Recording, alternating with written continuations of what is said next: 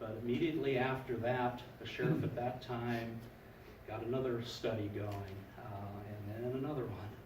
And by the time 2010 came, when the decision was made to go to referendum for a new facility, at that time, the Taj Mahal of jails and things like that, as it was called back then, there had been 4 studies. The National Institute of Corrections, it's a government agency in DC. They come and do studies. They have some of the harshest criticisms of the facility as you go through that. So I just want to be really, really clear that our memories are not good, and I've done the homework in looking backwards in the record, both on the county board side, what was being written by the Will County Republican during that time frame. I stand here to let you know that I think this is extremely truthful in what the county board is doing.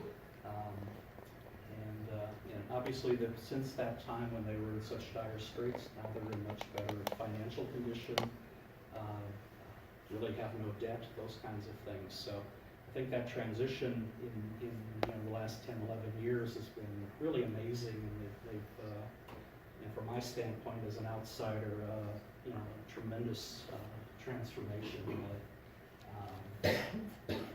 So, county reserves has been another really hot topic on this project.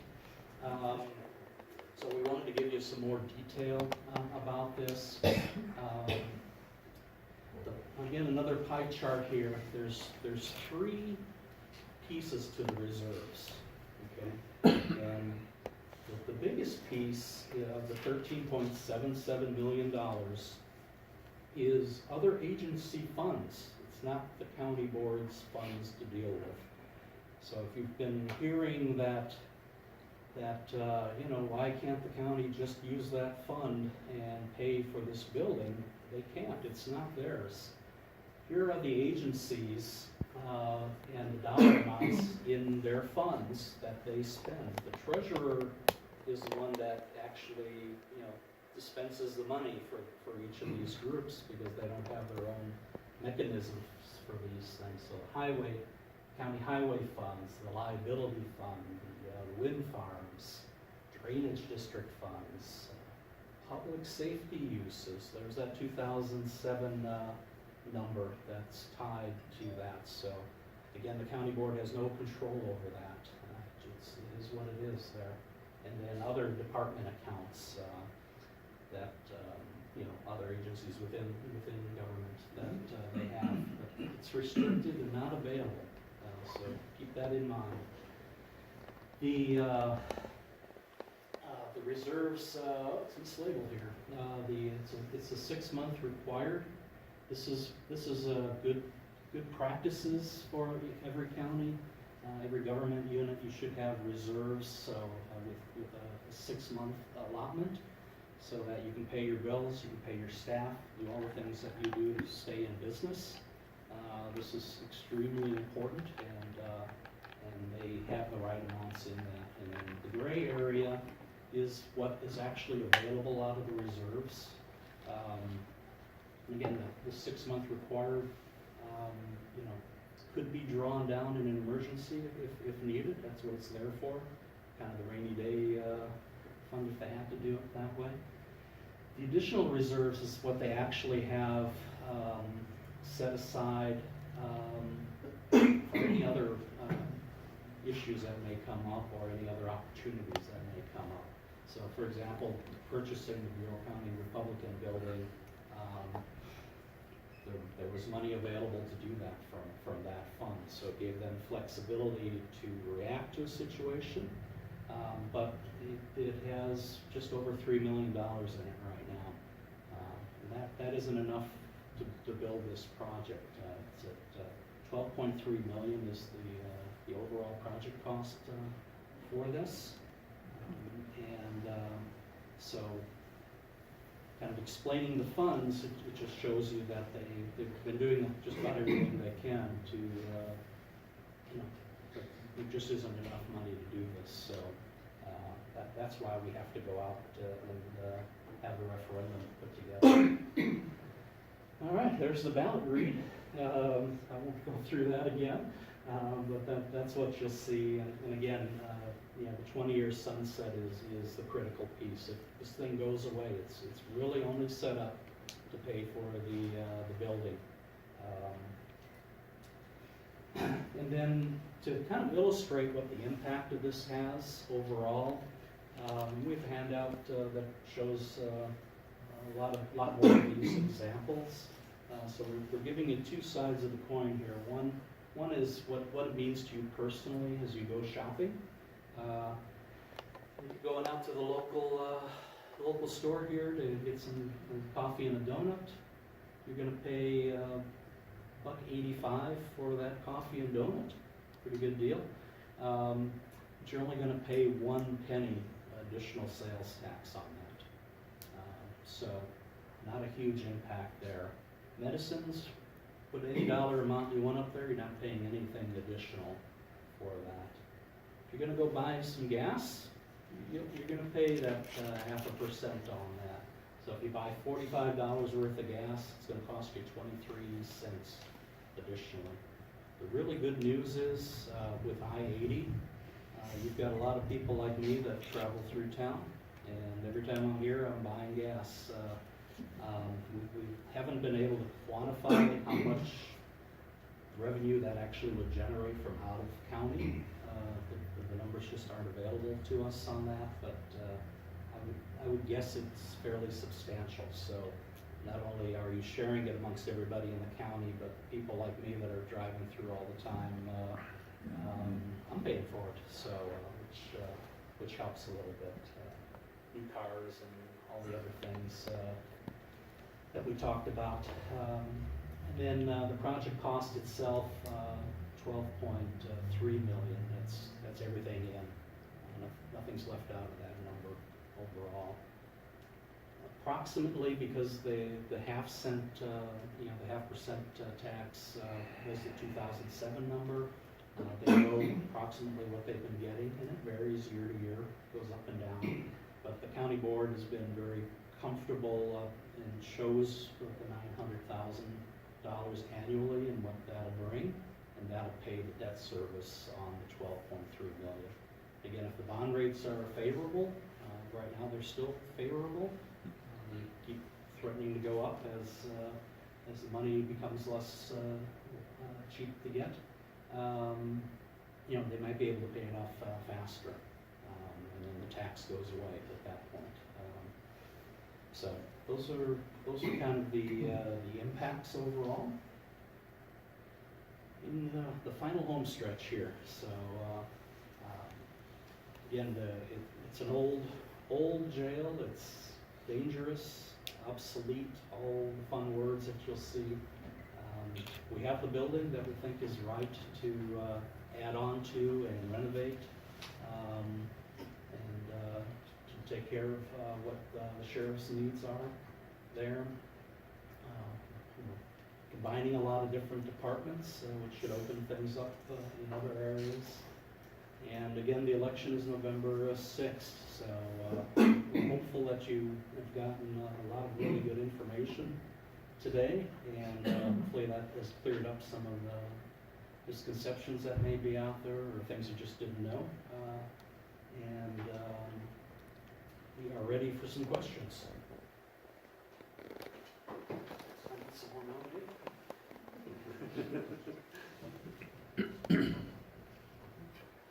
Any questions? Yes, sir.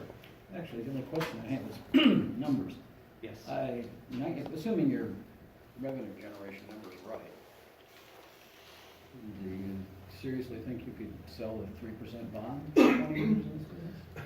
Not my expertise on the bonds pieces, but when I checked them, they're somewhere between 3.25 to 3 3/4 right now. So again, it's the bonds.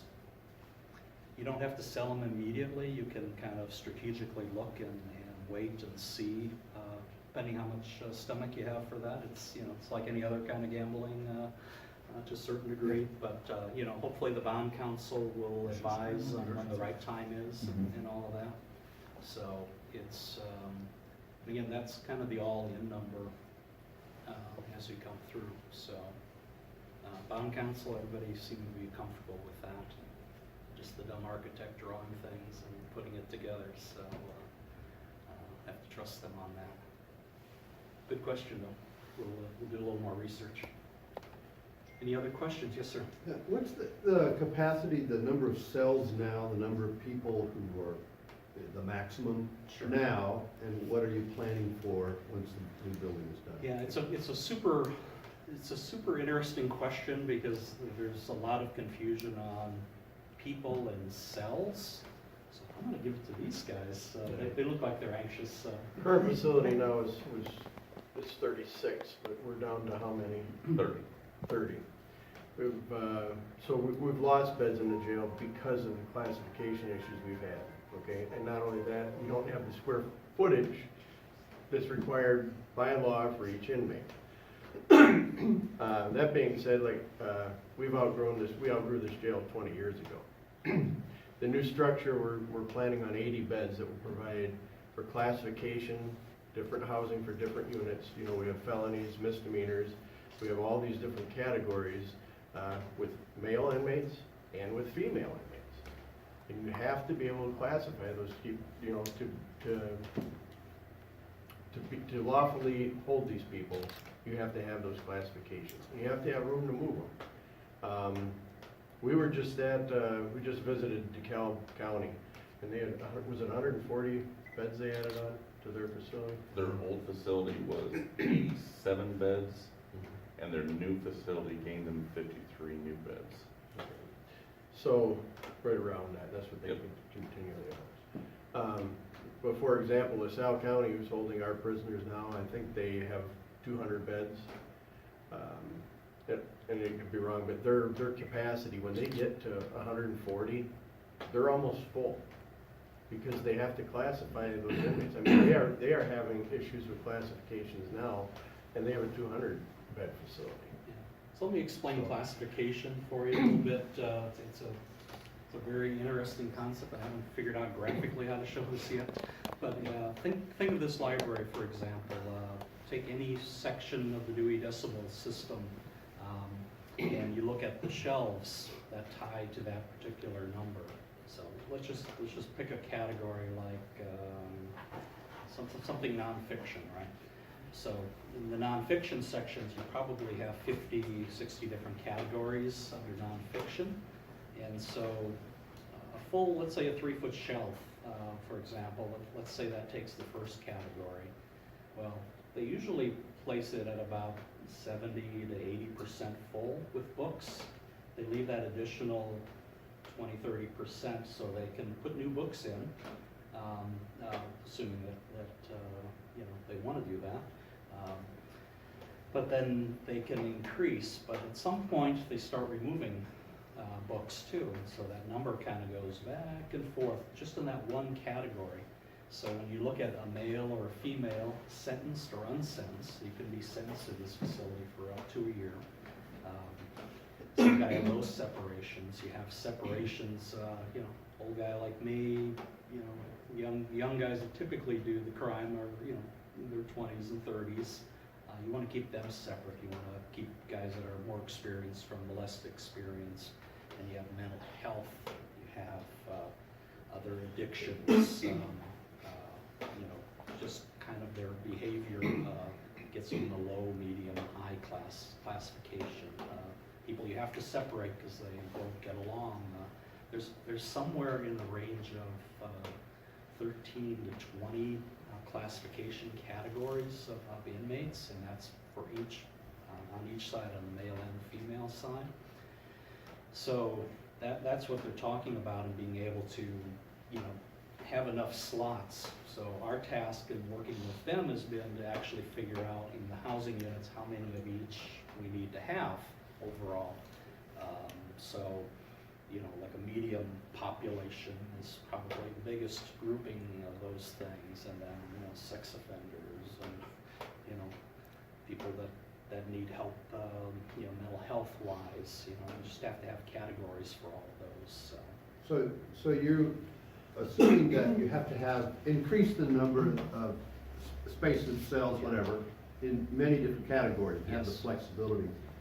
Is it in your plans, you're assuming that in general there will be more people incarcerated?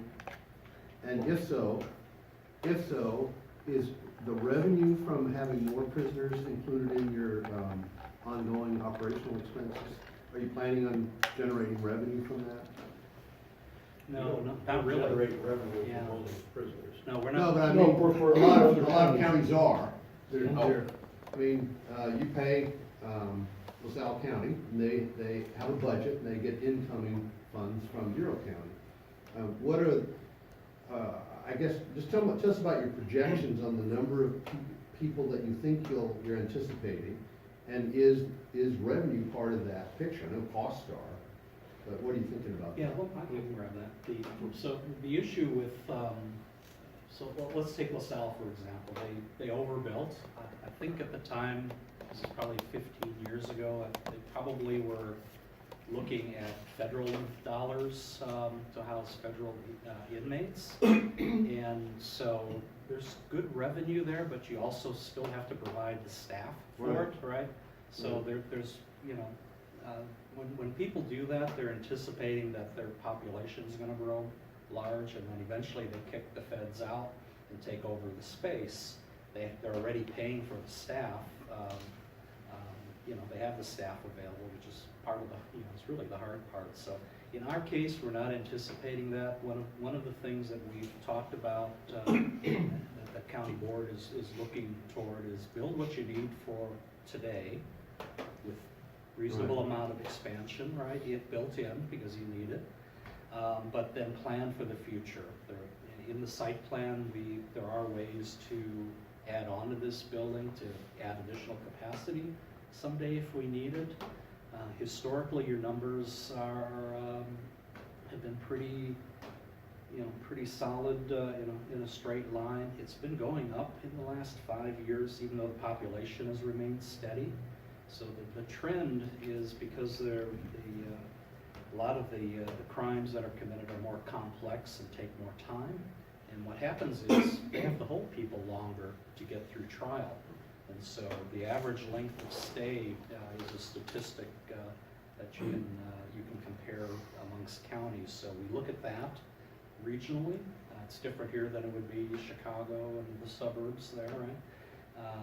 And then, so we look at that as we project population. We haven't really projected it to go up, a ton. You put a little bit in there, so really we're only building what they really need for the next 15, 20 years in our projections, and remarkably it's been pretty consistent between the last 3 studies too.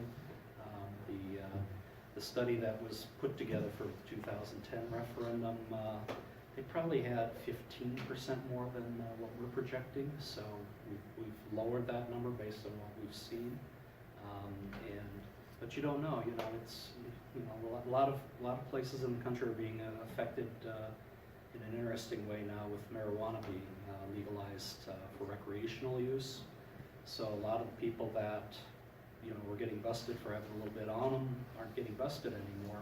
So you'd think the numbers would be going down, but they also are the ones that are basically DUIs now in a lot of cases. So and as the testing gets better for that, to make sure that they're actually, where they are, it may actually increase some of the numbers there. So you have a lot of things that are very interesting in this industry because it's constantly changing. And so projecting it's not really a science as much as it is kind of a field. And, my other question is not directly related to that, but with opioid crisis, I'm just curious, educate us a little bit about how do you handle medical and addiction-related stuff? yeah. We have a hard time right now. Yeah. We have a very hard time, especially with those problems. The mental health issues that, that's, we don't have a facility to handle that. We don't have, and we were talking about this, if we have to house an inmate in another facility, for those reasons, for medical, that just jumped, to what, $90 to $110 a day that we have to, yeah. If you guys are familiar with Putnam County's recent conviction on, I can't even think of his name.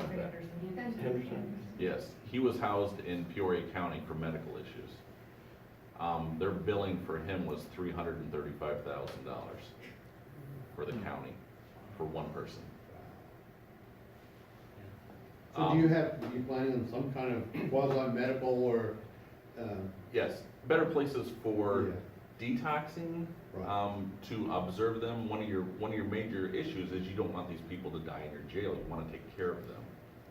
So that's a large liability. So if you can have them in an area where you can keep an eye on them, make sure that they are responding better so that they're fit for commitment, for confinement, instead of deteriorating, they're actually going to do better, and you can see this a lot quicker. When you start talking classifications, we've got around 50 chairs in here. If you figure each section is like a female section, a medical section, and that, this place is about 50% full.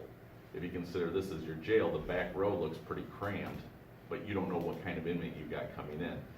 This row is pretty empty, but tomorrow I might get 7 arrests and this might fill right up.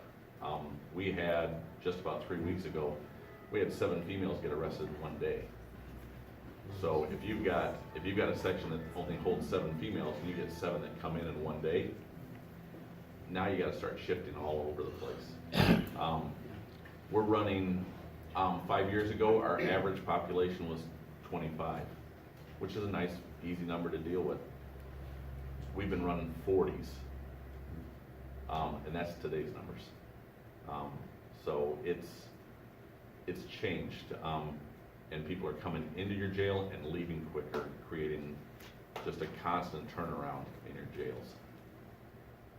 I think the other thing with the opioids and mental health issues is to get the community more involved and find other diversion techniques for them so they can appropriately be treated. Because these guys aren't mental health and drug specialists. They're becoming that more and more, and that it's really, if you think through the years, all the things have gone away. They're getting more training and those kinds of things on an everyday basis. So, yes. Actually, my question is for Mike, and I don't want to put you on the spot if you don't have an exact instant recollection of the numbers, but can you talk a little bit about your experience with your personal expenses and how much the tax would affect? I'd be willing to share that. In fact, I can add to that. I track my expenses because of online banking. I wanted to know what it was going to cost me. And to be quite frank with you, I was shocked. I knew it wasn't going to be a lot. But over a 4-month period, my wife and I spent roughly $947 in items that would be taxed, that would fall under this tax here in Bureau County. That would have added the total expense in that 4 months of $4.73 or $1.18 a month. Just this week, my wife travels quite a bit for work, so my car's handling funny. So I went out to look at it and she had 4 ball tires on it. And so I quickly ran up to Princeton Tire Mart, North Main Street. The bill was roughly $523 for 4 new tires. That would have added approximately $2.54 to that total bill. So this is not going to be some people are being scared, saying this is going to just break us. I'm not going to miss $1.18 a month. I think most people won't. I have my hand up for one other question. Scott, goes back to your question about the cells. Baxter, you or Henry or Sheriff Reed can comment on it more appropriately than I can. With the more efficient modular design that we plan, we can look and take care of more prisoners with the same amount of staff that we have now. Is that correct? With the design, yes. With the new design, it'd be a lot easier to control than this linear design jail that we have now. It'd just be easier to maintain the site and these prisoners, and not only that, to realize this, these inmates They need medication. We have to go, you know, into their cells, bring them their medication. They have food. You know, they have to shower. This facility, we just can't do it anymore. It's impossible. I think you have to have one shower for every, was it 8 inmates? Every 8 inmates. Every 8 inmates. And like I said, we're looking, and this is another big point. We have been looking at other facilities, and the thing about it is, we'd rather build this facility with today's money. I mean, we start talking, you know, 2 years down the road. DeKalb found out that every year that they waited, it was gonna cost them an extra $1 million to build the addition they did of their facility. So it is a time to do it. And I think on Mr. Corr's point here, we looked at, as far as the sales tax, and I don't know anyone that could spend $100 a week on retail goods other than my wife. But if you did spend $100 a week for 52 weeks in the year, what that's going to cost you is $26 for the year. I don't know a property tax or any other tax that you're, you know, to me, it's very minimal. You know, and I have a future, you know, I have a little boy now. He's 4 months old. I have to decide, I live in a small community. I'm gonna have to probably consider, we're gonna have to consider whether we're gonna move into Princeton or, you know, somewhere where there's a decent school system. You know, I think it's a hard thing to pay for a jail. You know, you're looking at these schools and everything else, you know. People want to have a place for your kids to go to school, but they don't think about the safety of their community or the safety of their deputies. And it's easy to pay for a school. And, you know, it's a jail, but the bottom line is, this is gonna be here. It needs to be done, and we need to do it now. I wanna add something else. Sorry, when we originally started looking at this, Dexter introduced me to Henry.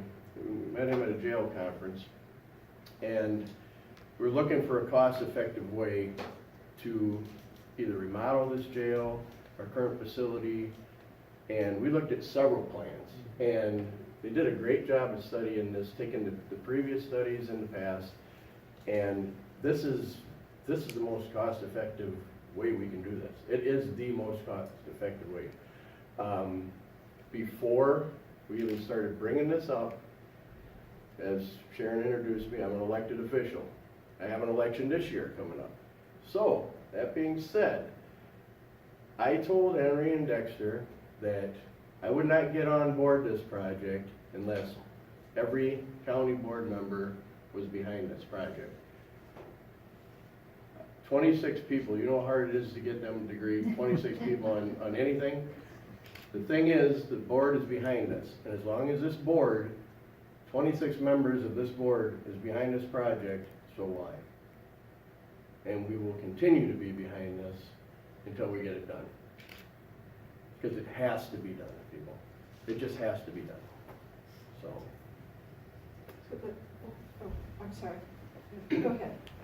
Well, were you addressing that, or? No, I was gonna say, it seems kind of, that seems like a really good point to kind of wind things down. Oh, I But just- if there's another question, okay, Yeah, I will stop. I just have going back to the numbers, and I'm for the jail. I think the idea with the Republican building was a great idea and all of that. But my question goes back to, so the county is sitting on 6 months of reserves, which is fantastic. The county's in great shape now, and that's wonderful.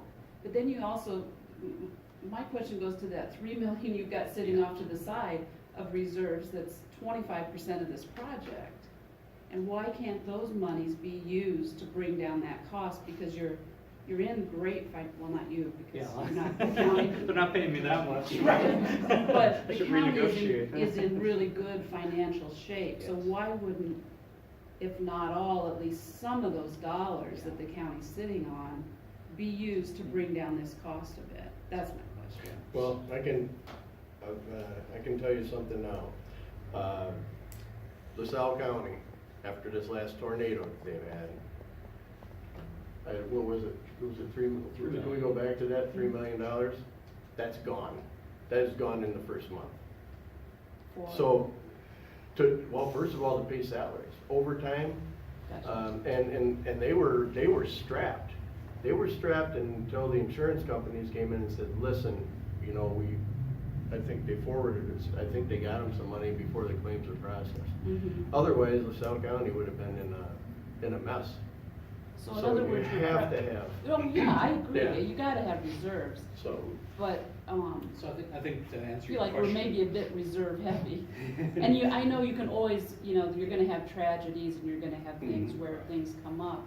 But, So- as a So taxpayer, to think be about sitting on 9 months of reserves, whatever that comes up to, maybe even 10, seems like you're getting heavy-handed Yeah. in reserves. So they've already used some of that additional monies by buying the building. But is this the balance now, or is this No, prior this- to the balance? Yeah, that's the balance. Prior, That's prior to the current. purchase, No, or this is current? That is current. yes. Okay, so there is 3 In million. the spring, there were different numbers up there. Right. So, yeah, they already have skin in the game, and, it's, the good news for the taxpayers is they're very conservative people and fiscally responsible, and, I wish it was that way where I live in DuPage County. They're not quite as conservative, although they have a reputation, but, it's from where you guys have been. Oh, It's yeah. really, it's amazing. I agree, I think the county's in great shape, Yeah. that's all my question is. It's a legitimate question, It's- yeah, it's a legitimate question. Just quickly, the building sitting now Yes. continues to sit, and I presume their costs continue to build for the maintenance of that building. What are the projected costs, just sitting there with nothing happening? Do we have any numbers on that? Not yet, no, that's, delegating that to the sheriff's office, but Okay. we do have the heat, the air conditioned building Yeah. to keep it from deteriorating. And how long have we had possession of it?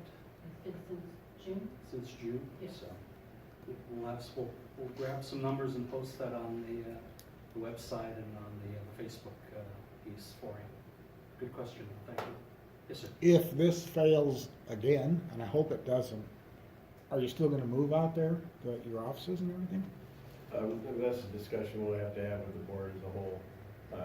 I can't answer that. The first thing is, there is gonna be some cost, even, the sheriff's office itself should probably move out there. We're stepping on each other. It's ridiculous. These guys don't have room to work. They don't have office space available. There actually was only one office built in this jail that was upstairs. Everything else is in the basement, which is, like we said, it's an unsafe place to work. But there has to be some security measures before we could even move out there. And like I said, that'd be discussion we'd have with the board. The other issue is if